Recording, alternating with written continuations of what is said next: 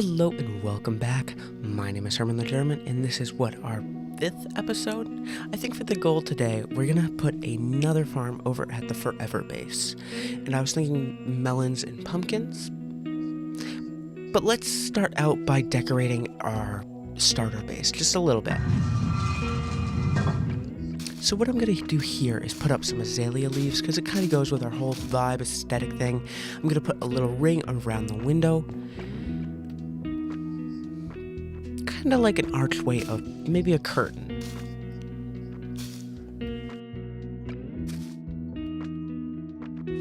I love the azalea. It goes with our whole fairy tale witch vibe. With all the flowers, and it kind of goes with the moss too. I love it.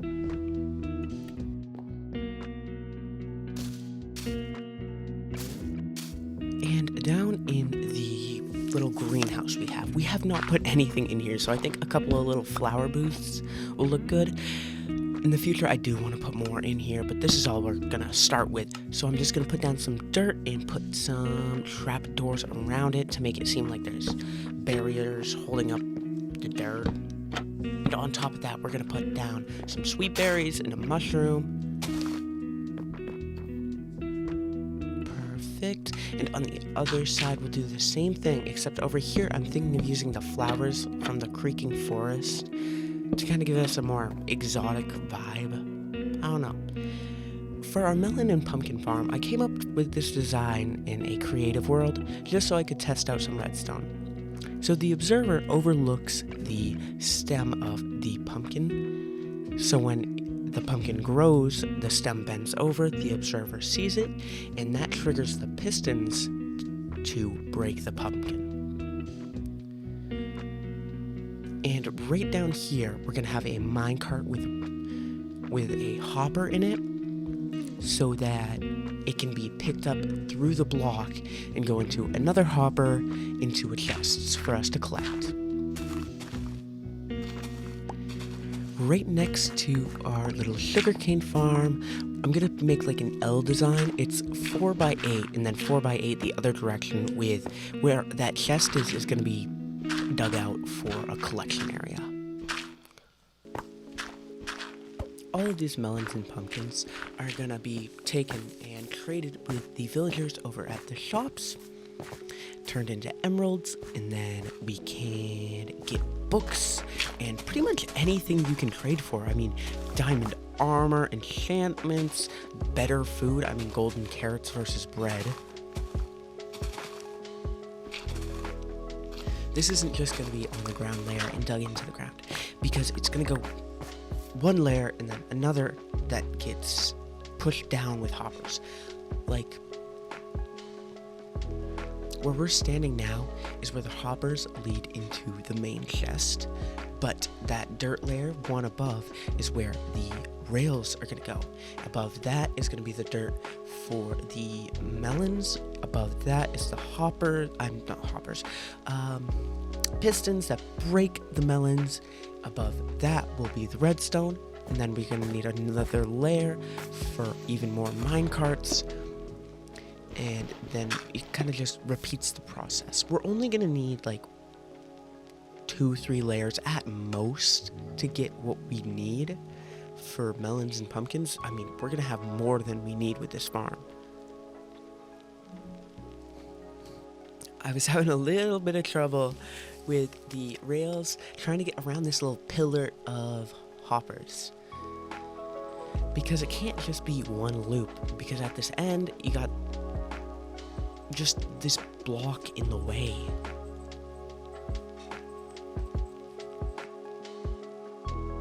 I've always felt for myself that the best way for me to build a memorable base was to just start with something small and add on and add on and add on and add on. But how do you feel the viewer feels? Well, I know there's only like 5 people watching, but if anybody comments, how do you feel the best way for you to make a good, memorable, long-lasting base? Do you start with a huge mega base frame and just build up and around it? Or do you do what I do? Maybe it's a community project. You all live in a one huge base, and it's like all your friend group and the whole server.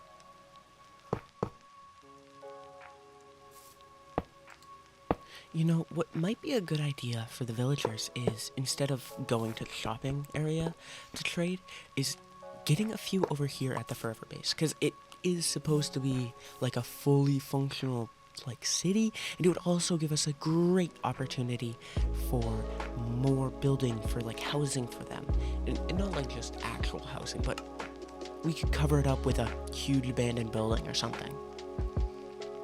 What I got going for the railway though, because of the block, I couldn't have a normal loop, so I'm trying to make it jump on one rail, circle around, hop on another. It's just one long line with a bunch of squiggles.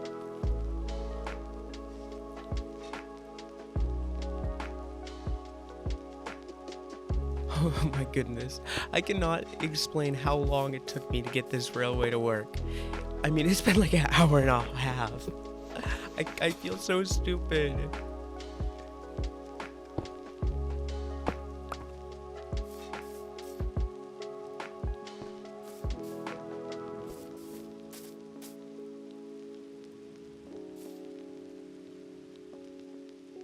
It's finished. It's finally finished. Oh my goodness, we can move on.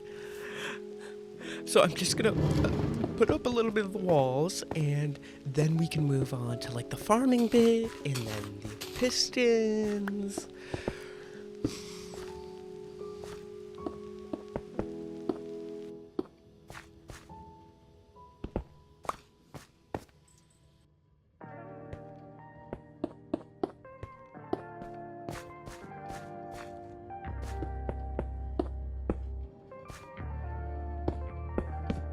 So we tilled the ground, and pumpkins are growing a little bit. That's a watermelon. Now we're gonna put the pistons in so that we can actually get the farm run.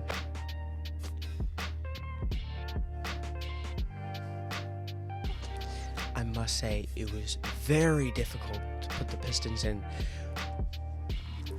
after putting the ground in, so I think for the next one we're gonna put the pistons in from the layer of the rails and stuff, and then we can till the ground through the wall. Alright, so for the walls, we're just gonna make them stone bricks for now, and once we get past all the redstone and actual like logistical side of things, the actual construction of the build, then we can put designs in it, and we're gonna put pillars around the edges, pillars and beams and pillars and beams and pillars and beams.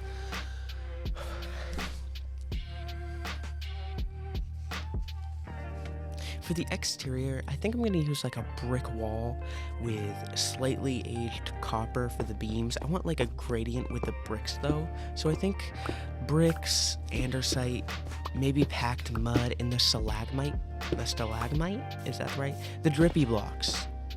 And we're gonna make a little like gradient with those.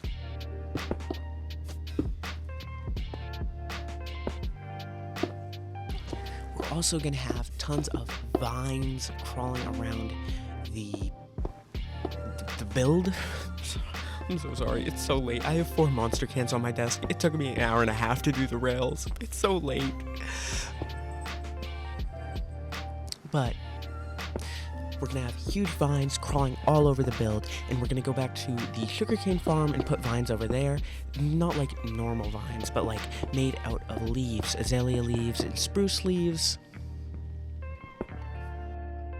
We're only gonna do 2 layers. I think it's gonna be more than enough, and it'll let us not have to recreate the rails on the first level, which is gonna be a godsend, really. So I come to my most sad issue, the 2-week Minecraft phase. It's notorious, everyone knows what it is, and yet we have no way to really combat it. You see, my little group here has been going on quite a while. We've kept this world going a good bit, but the phase will end, and soon, I presume. Just keeping my own presence on the server helps a ton. As long as there's one person on it, more people will join. But if any of you out there have any way of combating the phase, I would love to hear your ideas, because I'm really happy with this.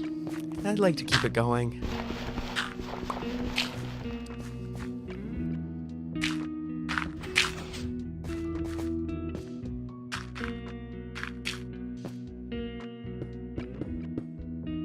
Finally getting a little actual building on the outside walls.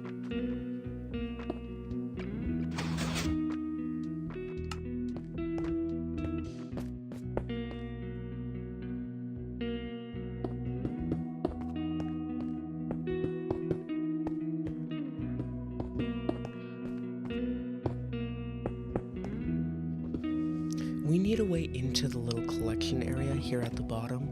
A standard door wouldn't look the best, so I decided, since it's an industrial building, to put a pipe coming out. Like a, I don't know, big old company dumping toxic waste. Yeah, that sounds nice. We'll have a little stream going out into the river, where all that toxic waste can infect the environment.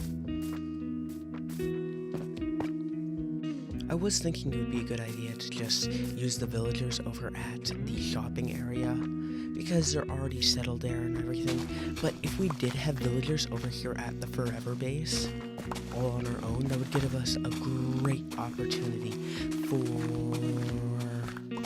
like, building up housing. That's, oh gosh, why do I forget my own words?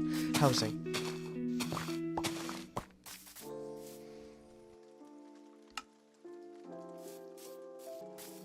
If we were to get any kind of villager, we would probably go for the swamp for the mending, because everything else you can kind of get on an enchantment table, but mending is the only one that you can't.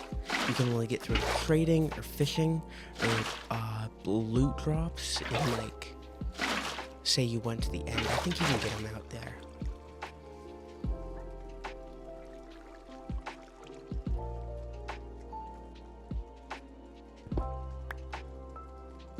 Alright, so we're gonna do just a little bit of landscaping, gonna make this tree look a little more, well, actually a little less Minecrafty and a little more realistic with some roots. And then we're gonna push this bank back a little bit.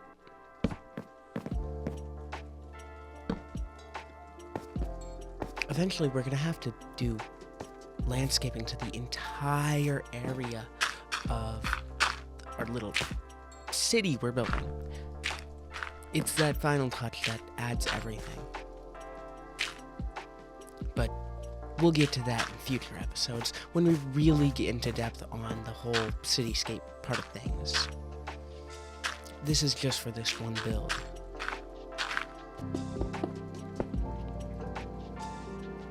So I didn't get any packed mud, but this little granite, brick, and dripstone comes out to a nice gradient. It's a little rough, but I think it works.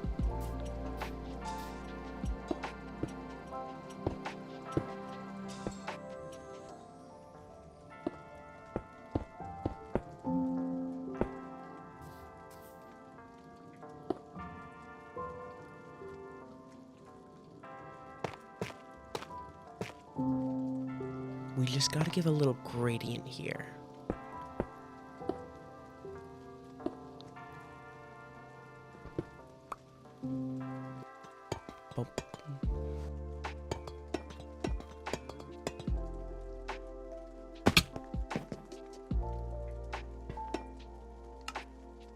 Just for a little texturization, I'm going to put in some copper bulbs in the beams, so it's not just one block. And up here we're going to do just a little archway. Nothing fancy.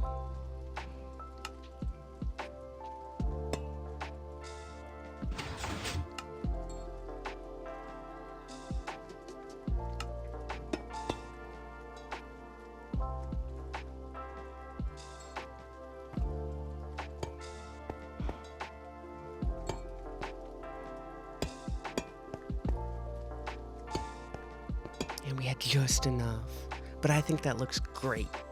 Once the bulbs oxidize, they'll dim down a little bit, which will help us give more of like a rundown apocalypse-y vibe.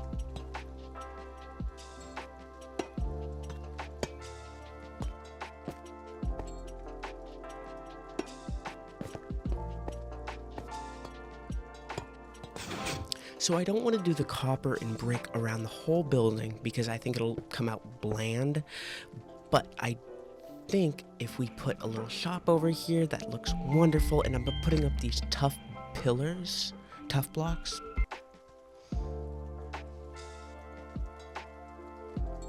Around the back of the building towards the sugarcane farm, we can finally get that up.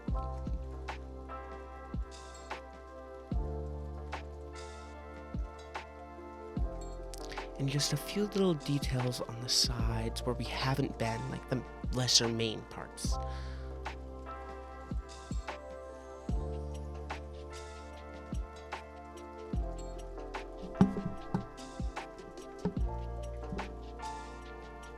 And finally, I've been so excited for this part. We get to finally put some overgrown leaves and vines and vegetation on the builds, and oh my goodness. So I'm gonna use a combination of spruce leaves and azalea. I'm not gonna use a flowered azalea because I think it'll just be too much for these builds. I want it to be dim, dark, and depleting, which pink flowers don't really do that, do they? But I will put on some glowberries hanging from the branches. That'll look real well.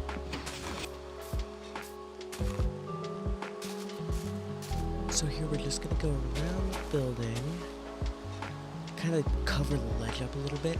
I don't really like the transition between the tough and the copper, so I'm gonna try to cover that up as much as I can. And we're gonna use this wood because the glowberries can't spawn on the leaves. And I want glowberries hanging down here to cover up a little bit of redstone right here.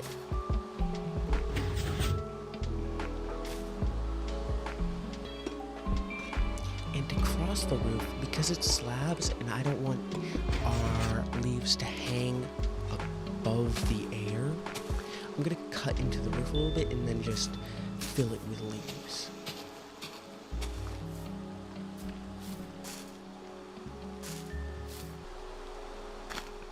Also stole a little bit of glow lichen. Stole as in got from a cave. I didn't steal it. And we're just going to spread that around a little bit.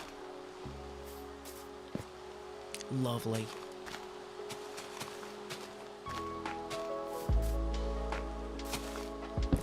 A little bit of leaves drooping down the front. This is what's going to be visible from the river and from our witch's hut. So I think that's really important to have it look nice.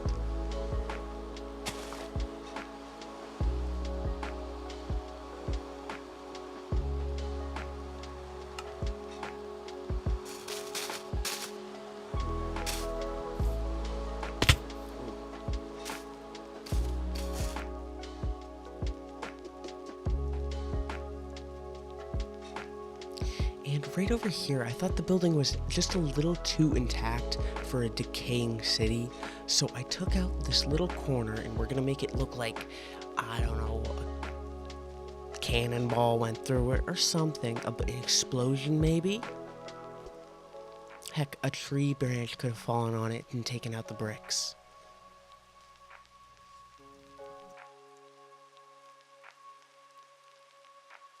And we're gonna throw down some vines to cover up a little more redstone.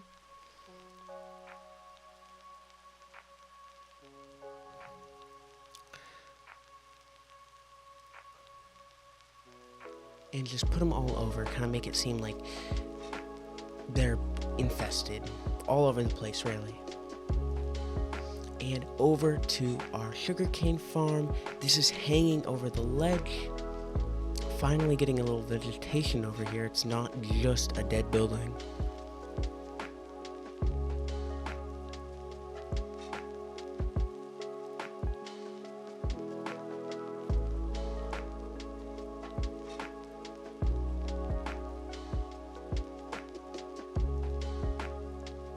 Now, I think it's important to bring up that there was one person in our friend group whose base got destroyed and rebuilt. I think I brought it up in a previous episode, but one of our bases got blown up, and we think it was him. Which brings me to my next point, quote, event. Keep your friends close and your enemies closer. This is actually because I have no real idea for a good note. In reality, follow the color scheme is what I'm going to put down for an actual lesson here. I do not like the way this building came out, and I think we're going to have to change it in the future. Next episode, I think we'll do a little work with some trees over at our witch's hut. As for today, I think this wraps up our episode. Thank you so much for watching. I had a wonderful time, and I hope you have a great rest of your day. Goodbye.